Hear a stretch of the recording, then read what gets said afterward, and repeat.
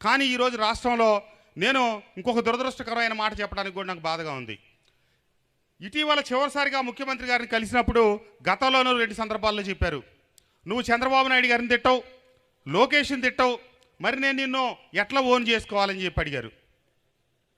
చంద్రబాబు నాయుడు గారిని తిడితే, లోకేష్ని తిడితే, లేకపోతే ఒకళ్ళ ఇళ్ల మీద తగులుకి కర్రలు తీసుకుని వెళ్తే, కార్యాలయాలు కూలగొడితే పదవులు ఇస్తామంటే, ఎంపీ సీట్లు ఇస్తాం, ఎమ్మెల్యే సీట్లు ఇస్తామంటే చెప్పారు. రాబోయే రోజుల్లో తిట్టని వాళ్ళకి నేను ఎమ్మెల్యే సీట్లు ఇవ్వను,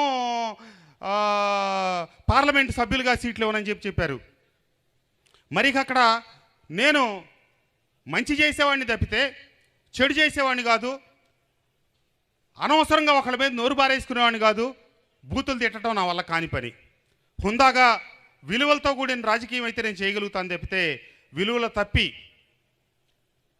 రాజకీయం కోసం ఎదుటి వాళ్ళ మీద అబాండాలు వేసి నేను మాట్లాడలేను అని చెప్పి ఈ నిర్ణయానికి నేను రావటం జరిగింది.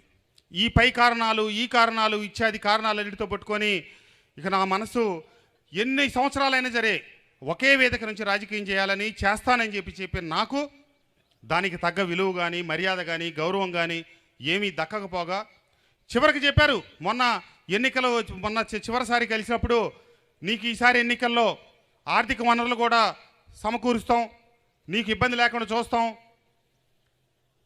చివరికి మొన్న ముఖ్యమంత్రి గారు చెప్తా ఉన్నారంట, అందరూ నేను టికెట్ లేకపోతే వెళ్ళినోళ్ళు, కృష్ణప్రసాద్ నేను టికెట్ ఇస్తాను అంటే కూడా రాకుండా వెళ్ళిపోతా ఉన్నాడు, అన్ని వనరులు సమకూరుస్తా అంటే కూడా రావట్లేదు. అంటే ఒకసారి మనసు గాయపడిన తర్వాత వాళ్ళు నిలువెత్తు బంగారం ఇస్తామన్నా ఈ ఎల్టవి కృష్ణప్రసాద్కి చేత కాదు. గౌరవ మర్యాద లేని దగ్గర రాజకీయం చేయలేను అనే ఉద్దేశంతోనే నేను పక్కకు జరిగాను.